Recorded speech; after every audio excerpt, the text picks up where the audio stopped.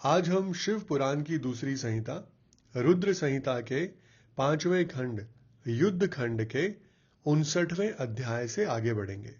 59वां अध्याय, जिसका शीर्षक है विदल और उत्पल नामक दैत्यों का पार्वती पर मोहित होना और पार्वती का कंदुक प्रहार द्वारा उनका काम तमाम करना, कंदुकेश्वर की स्थापना और उनकी महिमा।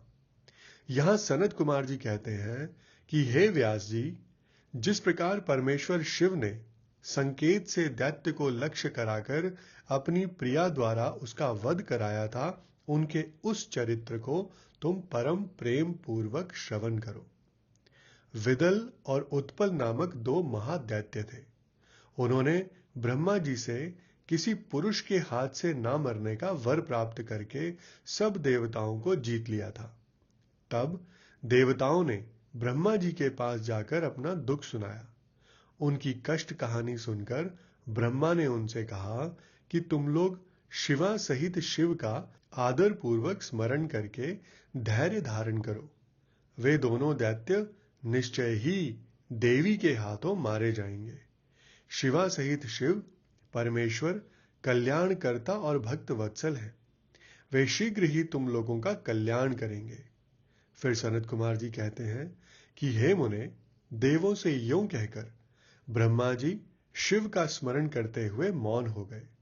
तब देवगण भी आनंदित होकर अपने अपने धाम को लौट गए। एक समय नारद जी के द्वारा पार्वती के सौंदर्य की प्रशंसा सुनकर वे दोनों दैत्य उनका अपहरण करने की बात सोचने लगे और पार्वती जी जहां गेंद उछाल रही थी, वहीं वे जाकर आकाश में विचरने लगे। वे दोनों घोर दुराचारी थे। उनका मन अत्यंत चंचल हो रहा था। वे गणों का रूप धारण करके अंबिका के निकट आए।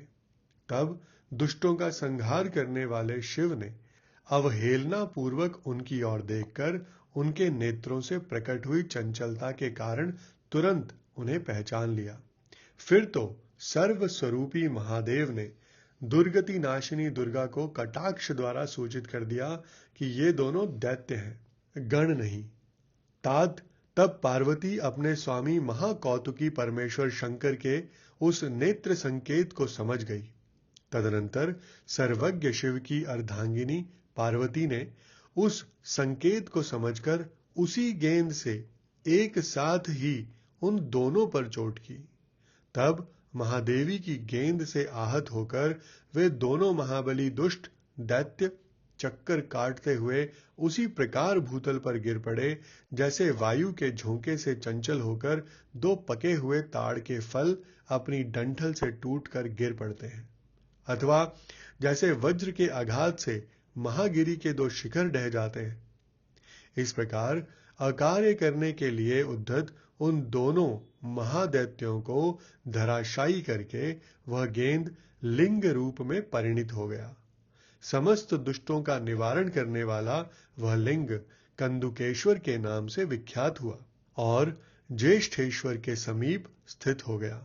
काशी में स्थित कंदुकेश्वर लिंग दुष्टों का विनाशक, भोग मोक्ष का प्रदाता और सर्वदा सत्पुरुषों की समस्त कामनाओं को पूर्ण करने वाला है। जो मनुष्य इस अनुपम आख्यान को हर्षपूर्वक सुनता, सुनाता अथवा पढ़ाता है, उसे भय का दुख कहां। वह इस लोक में नाना प्रकार के संपूर्ण उत्तमोत्तम सुखों को भोगकर अंत में देव दुर्लभ दिव्य गति को प्राप्त कर लेता है। फिर ब्रह्मा जी कहते हैं कि हे मुनि सत्तम, मैंने तुमसे रुद्र संहिता के अंतर्गत इस युद्ध खंड का वर्णन कर दिया। यह खंड संपूर्ण मनोरथों का फल प्रदान करने वाला है। इस प्रकार मैंने पूरी की पूरी रुद्र संहिता का वर्णन कर दिया। यह शिवजी को सदा परम प्रिय है और भुक्ति मुक्ति रूप फल प्रदान करने वाली है। सूत जी कहते हैं कि इस प्रकार शिवानुगामी ब्रह्मपुत्र नारद शंकर के उत्तम यश को तथा शिव शतनाम को सुनकर कृतार्थ हो गए।